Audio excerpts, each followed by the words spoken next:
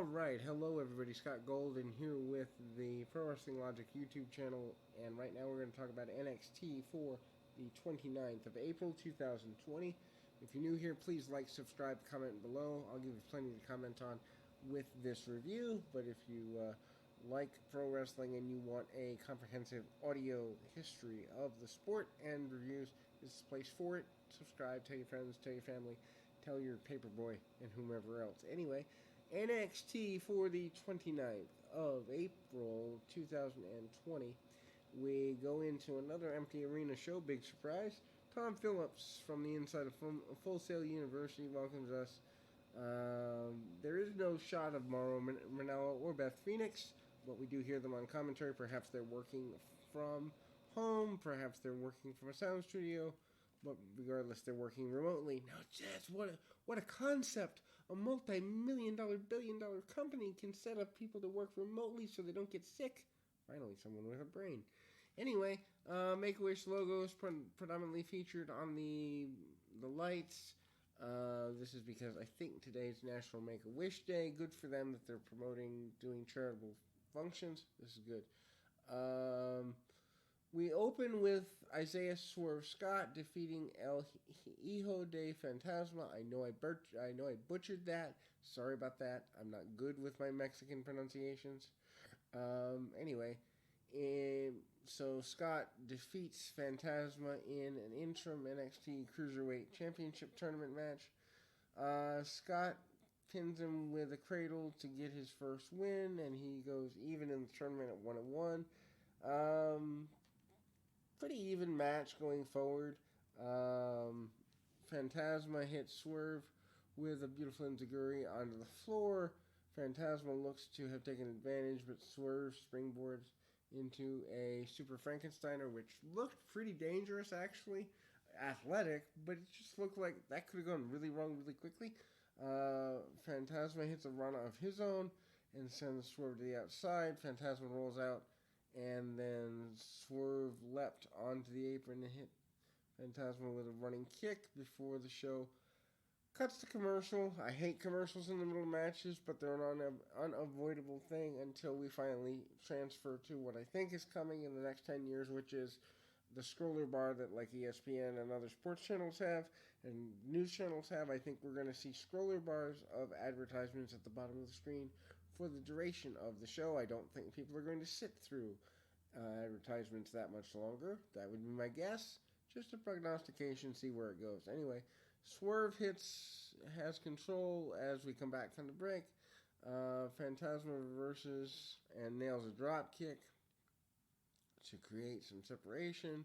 Fantasma with a Frankensteiner his own, and then nails a frog splash for near fall. Lots of speed, lots of craziness. It does beg the question, with the sagging ratings of Raw and SmackDown, why not bring action like this to either program? Even if the talent isn't known, you might get some casual fans who are flipping channels looking for something to watch to stop and go, hey, what's that? It's athletic stuff. Not that the guys on Raw and SmackDown aren't athletic, but new talent who happens to be athletic at this level might get some attention. Anyway, Chop Fest ensues. Swerve misses a Frosbury flop on the outside, and then there's a tope by Fantasma. Fantasma goes for his finisher, but Swerve counters it, and then he uses a cradle and nails Fantasma for the pin. Now, here's my only concern. Isaiah Swerve Scott, known as Shane Strickland in the Independents, guy that's growing on me. I wasn't always a fan of his, but I like what he's done in NXT thus far. Keep in mind, I've only been rewatching NXT for about 3 to 4 months now, so I'm not as familiar with the NXT brand as the average person might be. Anyway, if you bring in a guy from Mexico and you compare him, and Mauro did, to Mil Mascaras and El Hijo de Santo, legends in Mexico, do you really want him losing this early in his career? It doesn't make sense. To me, either you hold him off until after this tournament BS is over with, and this is just side note for a pet peeve. the companies like Impact and NXT that are stripping people of championships. What is this? It's stupid. It is ignorant. Okay, so here's the deal. We are in a worldwide pandemic, which means everyone in the world is affected. Why do we punish people for staying home and taking care of themselves? The very idea, even if it's done in storyline, implies that wrestlers work for a bunch of completely narcissistic yahoos who don't care about anything other than A, ratings, or B, championships in a sport that doesn't really have real champions. It's stupid. I wish people didn't do it. Why not just say, hey, we value our champions so much, we're going to suspend their need to defend their championships until the COVID ban is lifted. Not that hard. It's a sentence or two. Easy to explain. But we can't do that because, well, that would make sense. Anyway, post-match interview with Mackenzie Mitchell. Swerve says that he is excited to have wrestled Phantasma. He says he needs this win. He says he everything is on the line and that the ball's in his court and he will score. He noted that he's 1-1 and one more match to go and will be Swerve's house. Okay, basic promo, it works. Anyhow, two masked men come and try to take Phantasma away. My question is, in COVID land, why are masked men allowed in the building? Didn't anyone notice they were there? Didn't anyone see them at catering? Didn't anyone see them chewing on a wall? Dumb to do this angle when there's no way to really pay it off quite yet anyway.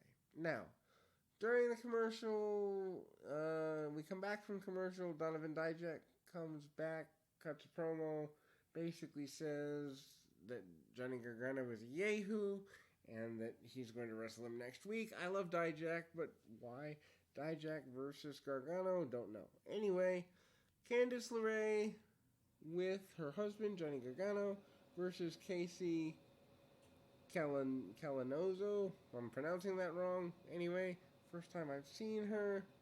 LeRae gets the win in a really good match for LeRae to kind of get the new heel part of herself over, and she's more aggressive. Pint-sized poison appears to be how she's going to promote herself. Gargano acting as the ring announcer, which is a nice touch. At least it's different, it's unique, it's one of a kind. I actually hope they keep it.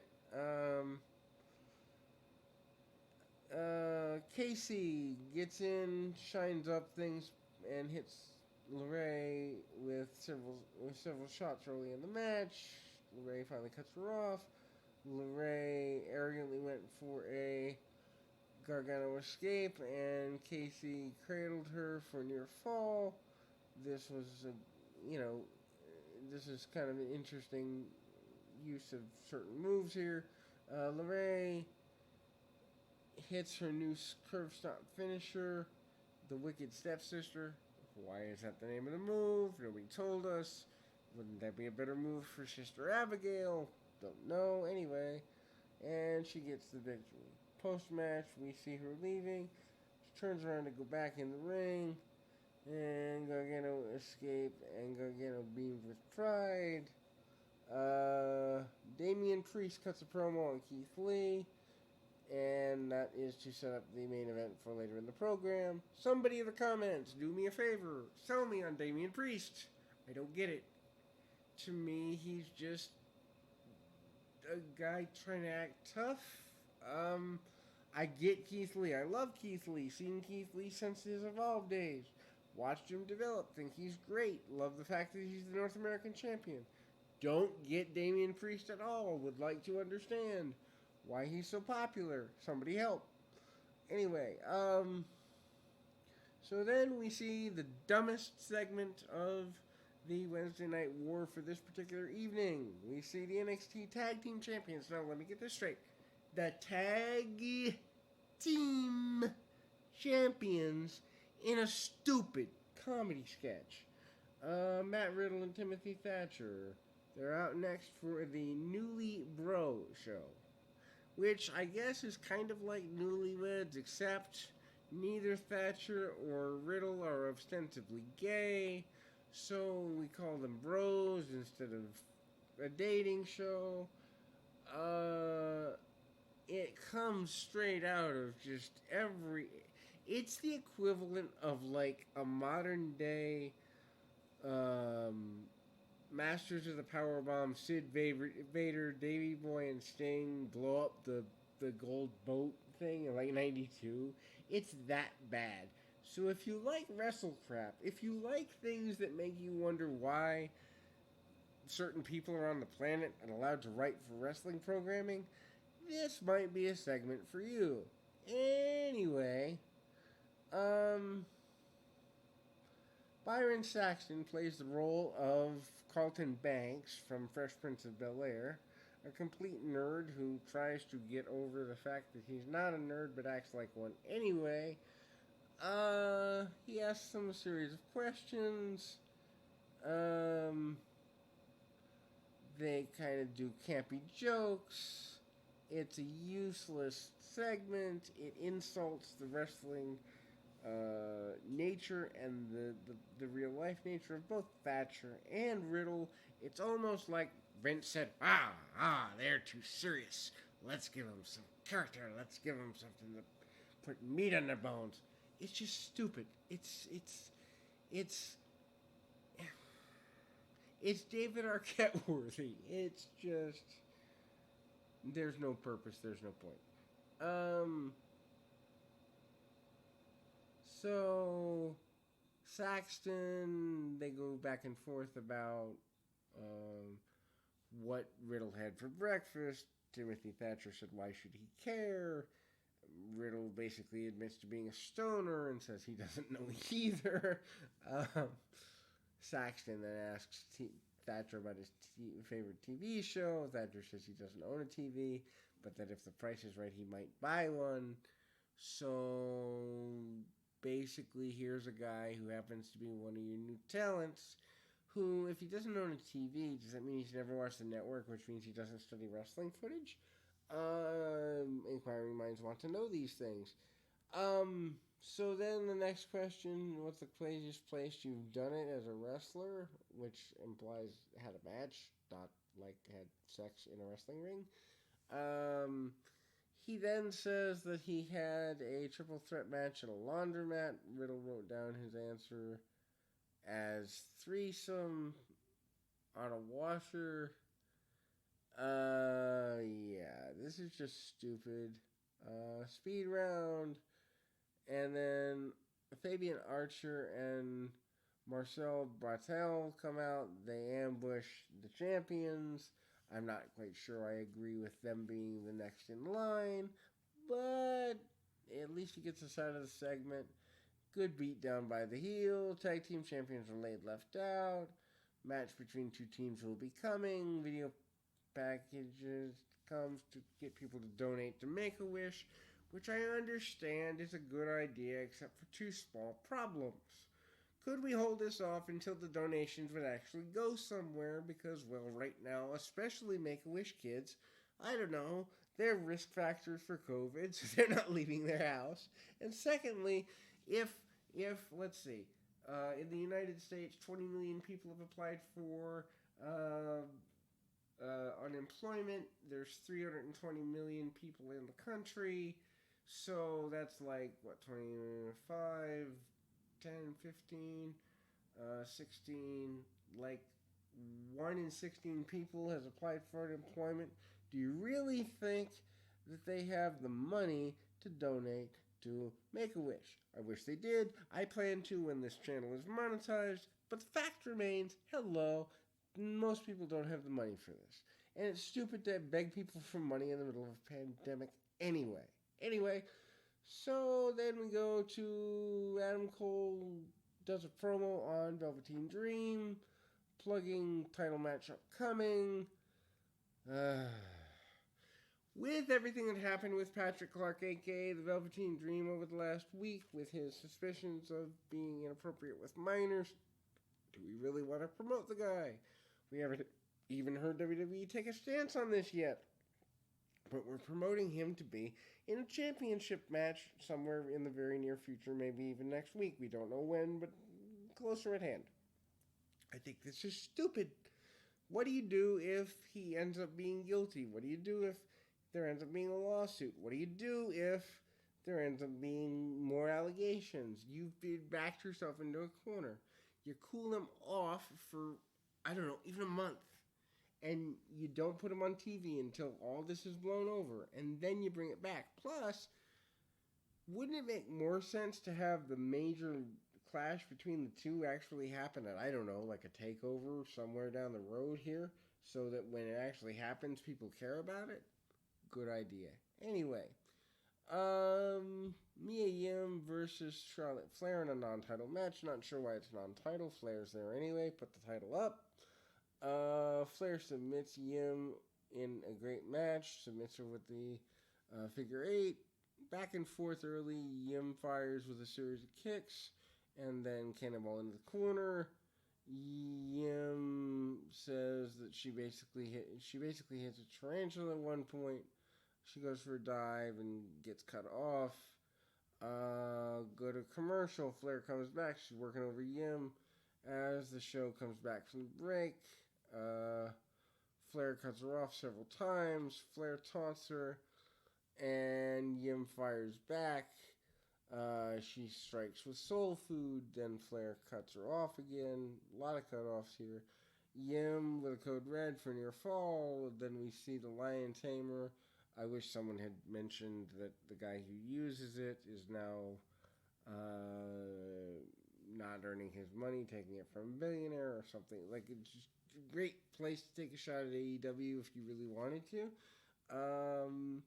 They trade near falls for several minutes. Figure 4 on Yim. Flair escapes, protects her neck to apply the figure 8, and Yim taps out. Io Shirai comes out to confront Flair post-match. Japanese promo by Shirai. Flair says, next week you're mine.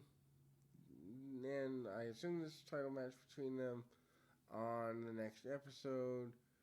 And obviously Shirai is your number one contender. A vignette to hype Karrion Kross is there.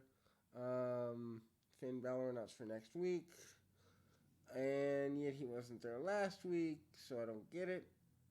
Hey, I get to say I don't get it again as Dexter Lumis faces Shane Thorne.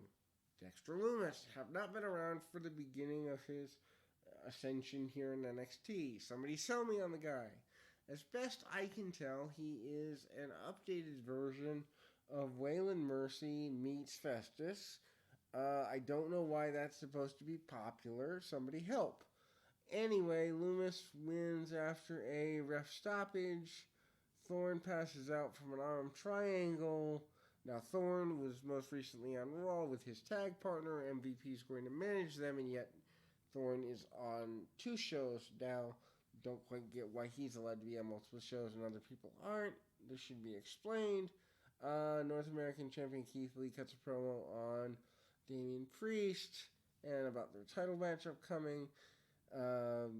Lee selling his throat, basically a la Ricky Steamboat in 1986 after Randy Savage does the belt deal, or the bell deal, across the guardrail, only it's not as severe, so Lee's just trying to clear his throat. He sounds like he's gargling with razor blades. At least they tried. Drake Maverick versus Tony Nese in the Interim Cruiserweight Championship tournament. I don't get where they're going with this unless Drake Maverick actually wins it. If they don't, then they look like idiots. Drake Maverick comes out. He fights from underneath. Nese, who is a phenomenal athlete, who I've seen since he was in Evolve, who I loved when he worked for Tommy Dreamer's House of Hardcore.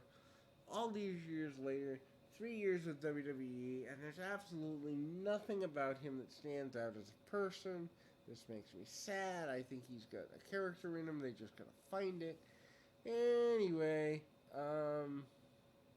Maverick fights from underneath for the majority of the match. He hits a Super Bulldog, improving to 1-1. in the Group A block of the tourney. Nice falls to 0-2. Bad for Nice because he's been on 205 Live for years since it began.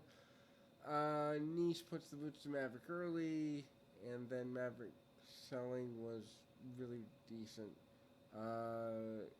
Nice bullies him. Maverick comes alive and delivers a miracle drop kick. Nice gives a German suplex to his opponent into the corner. Hate the move. Hate the spots where guys hit buckles. Hate the spots where guys hit aprons. There's a ring for a reason. It's been around since probably the 1800s. There's safe ways to land in it. Why not do that? And then Nice pulls down his knee pad, went for charging knee in the corner. Maverick sidesteps and hits a cutter to get a near fall. Maverick missed a flying elbow drop, but he's still able to get a trip, and Maverick then uses a super bulldog off the top to score the pinfall.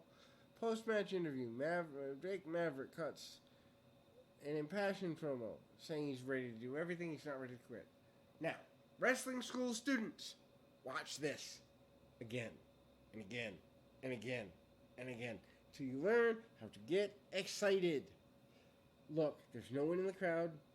He has no reason to be excited if he's really fired, but he makes this seem like he just won $1 million winning a single match. There's so much to be learned here. Alright, main event time, thankfully, because this show dragged in points. But the card for next week announced: Shirai versus Flair, Gargano versus Dijak, and Velveteen Dream versus Adam Cole. I guess they're worried about about AEW going live again.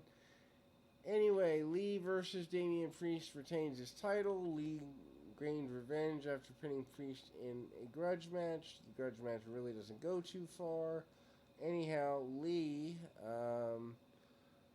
kept cutting off Priest, clotheslines him, and then knocks him over the barricade at a point. Press slam over the guardrail. Priest then is kind of backpedaling a bit. Lee cracks through the guardrails, and Lee is selling after this. Priest in control. After commercial break, Lee reverses a suplex but can't get the job done. Pounced by Lee into a double down series. Lee dives over the rope with a tornado plancha. Still amazing to see a guy 300 plus pounds do that at all, let alone on such a regular basis.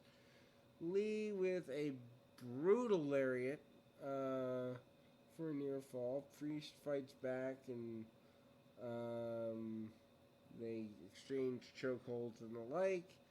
Priest then with a series of kicks and hits a broken arrow, Falcon Arrow, and then Lee rolls out of the ring. Priest with a flying spin kick off the top for near fall.